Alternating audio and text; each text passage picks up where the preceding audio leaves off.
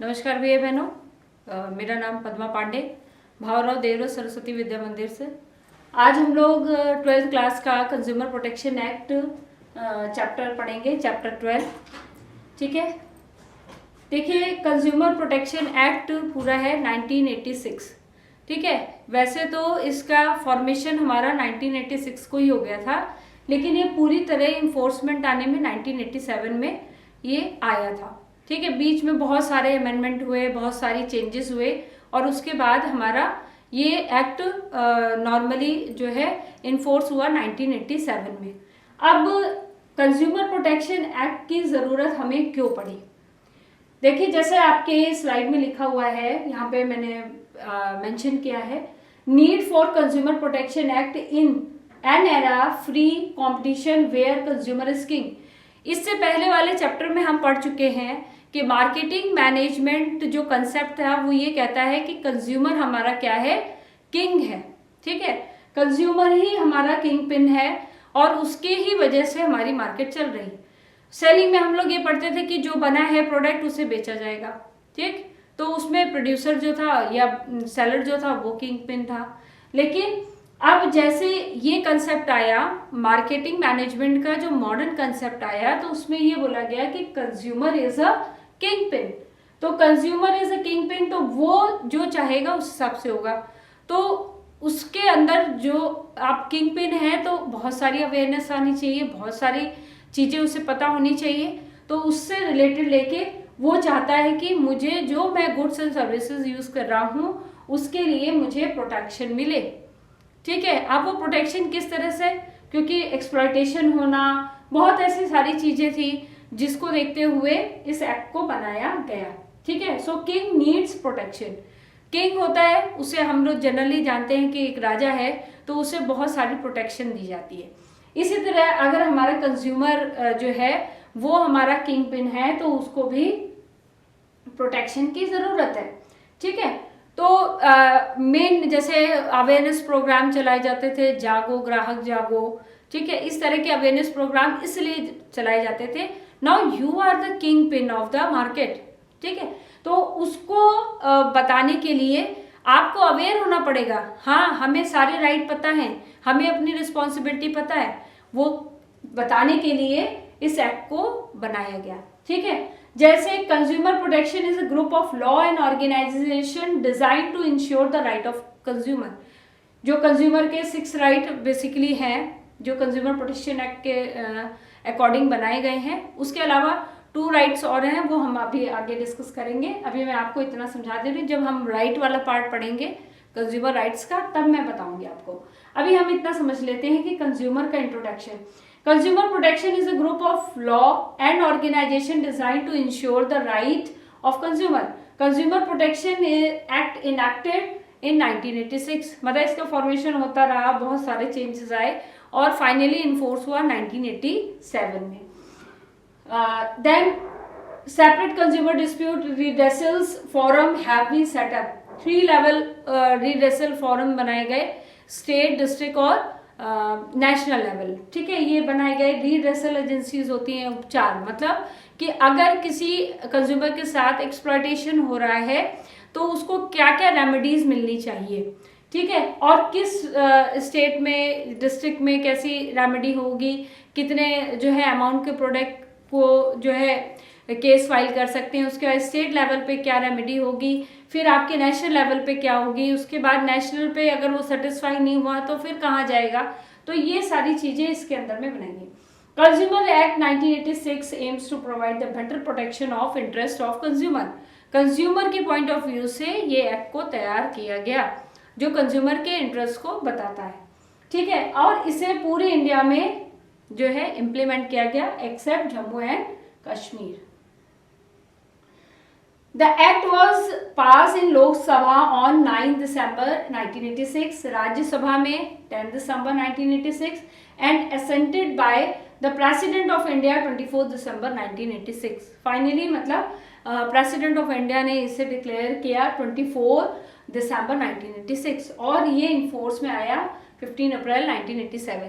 कुछ जगहों पर थोड़ा सा क्लैशेस है डेट को लेके, कुछ जगह 1 जुलाई बोलते हैं 1987 में इसका, इन्फोर्समेंट हुआ, कहीं 15 अप्रैल है। तो आप बेसिकली अगर आपको नहीं है डेट का इतना इशू नहीं है तो आप इसका सन याद रखिएगा, वो बहुत ज़्यादा ज़रूरी है कि इन्फोर्समेंट कब हुआ इसका। ठीक है, अब आगे हम लोग देखते हैं कुछ इंपॉर्टेंट डेफिनेशन जो बेसिकली देखिए बहुत वाइडर उसमें टर्म में लिखी गई है, लेकिन आपको एक समराइज फॉर्म में मैं बता देती हूँ। कंज्यूमर कौन होता है, गुड्स कौन कौन से इन्वॉल्व होंगे कंज्यूमर प्रोटेक्शन एक्ट के अंदर, फिर उसके बाद और भी हमारे कंसेप्ट हैं वो हम डिस्कस करेंगे। Consumer any person who buy goods और सर्विसेज फॉर कंसिडरेशन, मतलब उसने कंसिडरेशन कैश देकर कुछ गुड्स खरीदे या सर्विसेज जो है कंज्यूम की या खरीदी, तो वो क्या हो गया, हमारा कंज्यूमर कहलाएगा। ठीक है, उसने गुड्स एंड सर्विसेज खरीदी और उसके बदले में उसने पैसे दिए, तो जहां मनी इन्वॉल्व है भाई उसको तो जानकारी चाहिए, पूरी इंफॉर्मेशन चाहिए।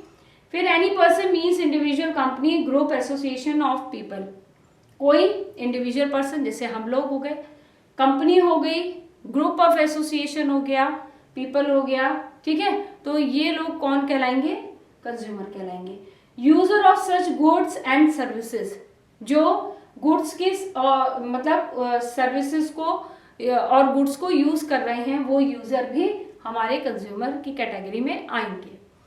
गुड्स कौन से आएंगे, movable property including share, stock, growing crops, ये भी गुड्स है। फॉर्मिंग पार्ट ऑफ लैंड, जो जिनमें खेती करी जा रही है वो। एक्सक्लूडिंग ऑक्शनेबल क्लेम एंड मनी, मतलब जो ऑक्शन के लिए जो गुड्स रखे जाते हैं उनको छोड़ के बाकी जो गुड्स हैं वो सब इसके अंदर में आएंगे। टेंजिबल इन नेचर, टेंजिबल का कंसेप्ट हम लोग 11th से पढ़ते आ रहे हैं। तो टेंजिबल वो है जिसे हम टच कर सकते हैं, जिसका फिजिकल अपीयरेंस होता है, और इनटेंजिबल वो होता है जिसे हम सिर्फ फील करते हैं, जैसे सर्विसेज इज इनटेंजिबल और गुड्स इज टेंजिबल। तो हम उसको देख सकते हैं, उसका फिजिकल अपीयरेंस है। ठीक है, then services made available to potential user. ठीक है, सर्विसेज कोई जो है गुड्स के साथ भी हो सकती हैं, इंडिविजुअल सर्विसेज भी हो सकती हैं, तो उसको यूज करने का।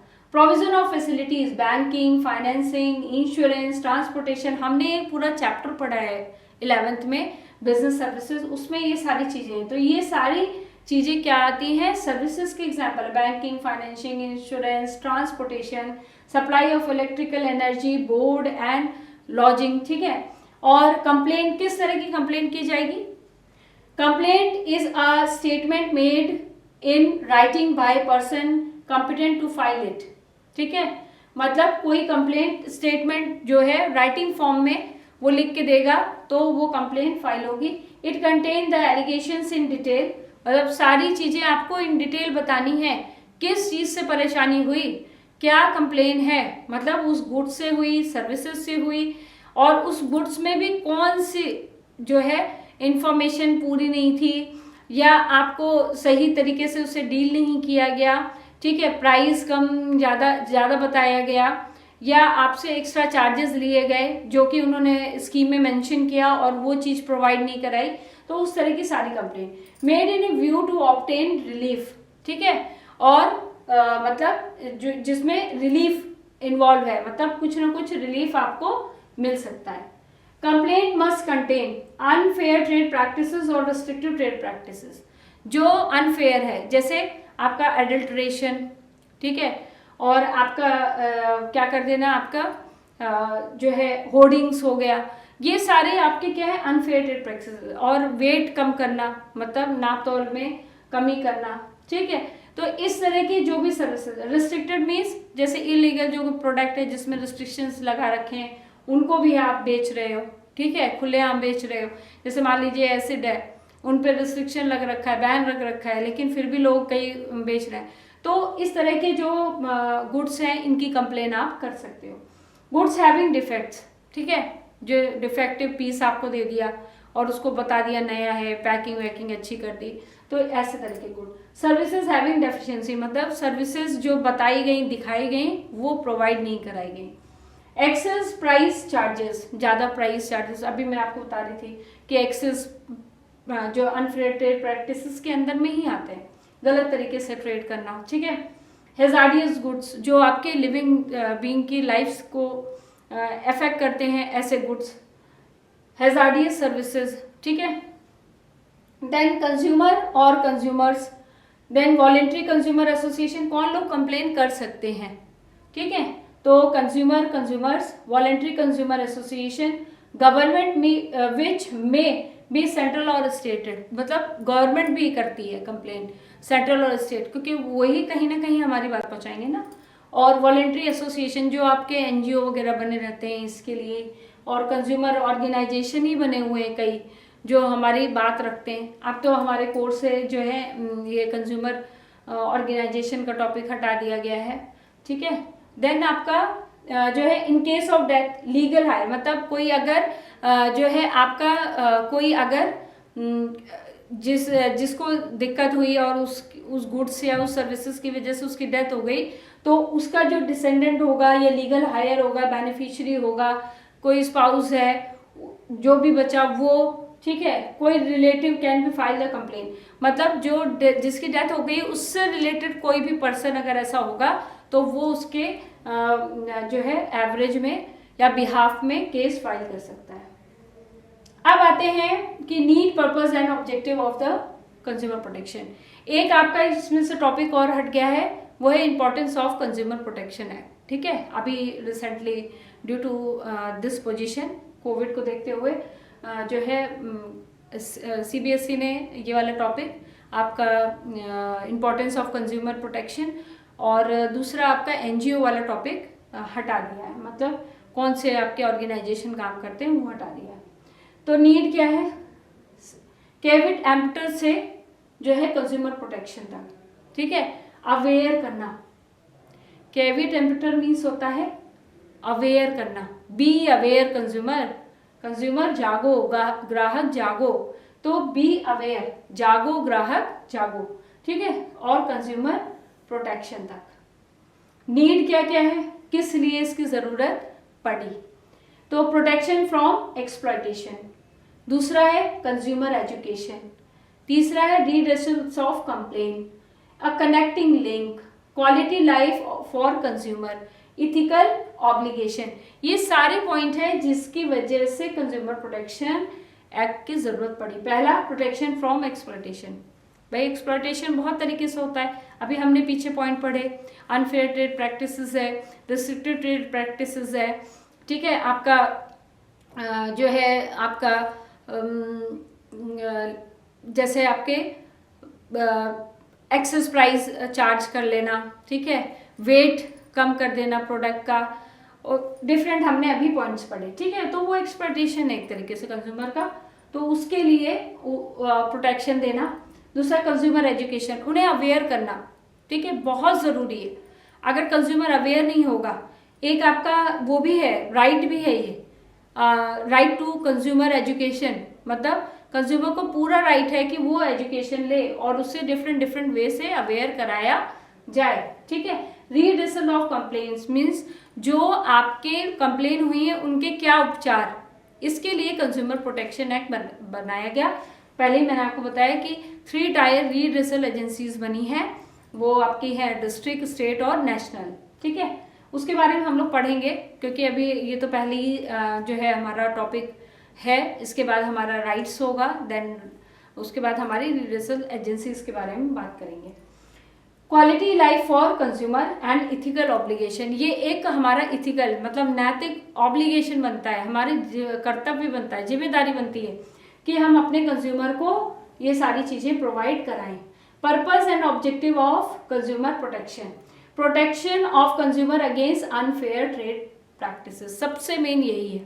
मतलब एक तरीके से जो कंज्यूमर एक्सप्लॉइट हो रहा है उसको उससे बचाने के लिए हमें कंज्यूमर प्रोटेक्शन एक्ट की जरूरत पड़ी, ठीक है। और फिर है protection of enjoying the rights, मतलब जो राइट्स हैं उनको बचाए भी और उनसे अवेयर भी कराना, ये आपके कंज्यूमर प्रोटेक्शन एक्ट का क्या है पर्पस और ऑब्जेक्टिव। मतलब वो राइट्स पता होंगे तभी तो आप उसका यूज कर पाओगे। यहाँ पे इंजॉइंग का मतलब ये नहीं है कि उसको हंसना खेलना और खूब मजे से जो है यूज़ करना, नहीं, आपको पता ही नहीं होगा जब राइट हमारे कौन से राइट हैं, तब आप उसका यूज़ कैसे करोगे। तो उसका यूज़ करने के लिए हमें जो है इनको अवेयर कराना, ठीक है। तो आज के टॉपिक में हमने जो चीज़ें पढ़ी मैं एक बार आपको बता देती हूँ, एक बार हम रिव्यू कर लेते हैं कि हमने क्या क्या इसके अंदर कवर अप किया, ठीक है। तो इसमें हमने देखा कि कंज्यूमर कौन है वो पढ़ा, उसका इंट्रोडक्शन पढ़ा, कंज्यूमर प्रोटेक्शन एक्ट कब आपका इन्फोर्स हुआ था, 1987 में इन्फोर्स हुआ था, और इसका जो है फॉर्मेशन हो गया था 1986 में, ठीक है। लेकिन हम इस एक्ट को हमेशा 1986 एक्ट के ही नाम से जानते हैं। कंज्यूमर पढ़ा, गुड्स क्या होती हैं, सर्विसेज क्या होती हैं, और किस तरह की कंप्लेन हम लॉन्च कर सकते हैं, ठीक है। कौन कौन कंप्लेन लॉन्च कर सकता है और किसके रिलेशन में हम कंप्लेन लॉन्च करेंगे, जैसे unfair trade practices, restrictive trade practices, goods having defects, service having deficiency, excess price charges and hazardous goods and hazardous services. Then complain कौन कौन कर सकता है, कंज्यूमर, ठीक है। जैसे दो आपके बिजनेस ऑर्गेनाइजेशन है तो वो एक बिजनेस मतलब जो सेलर होगा दूसरा कंज्यूमर होगा, तो दो बिजनेस ऑर्गेनाइजेशन भी कंज्यूमर हो सकते हैं। वॉलेंट्री कंज्यूमर एसोसिएशन है, सेंट्रल और स्टेट गवर्नमेंट कर सकती है, और कोई किसी की डेथ हो गई है प्रोडक्ट से या उस सर्विसेज से या उसको यूज़ करने से उसको दिक्कत आ गई है, तो उसके जो भी लीगल हायर होंगे या स्पाउस होगा या रिलेटिव होंगे वो भी केस कर सकते हैं। और नीड और पर्पस हमने पढ़ा कि अवेयर करने के लिए कंज्यूमर को ये कंज्यूमर प्रोटेक्शन एक्ट बनाया गया, और उसके बाद इसके ऑब्जेक्टिव पढ़े। अब हम नेक्स्ट क्लास में बेटा हम लोग जो है राइट्स पढ़ेंगे, कंज्यूमर राइट्स। और थैंक यू सो मच।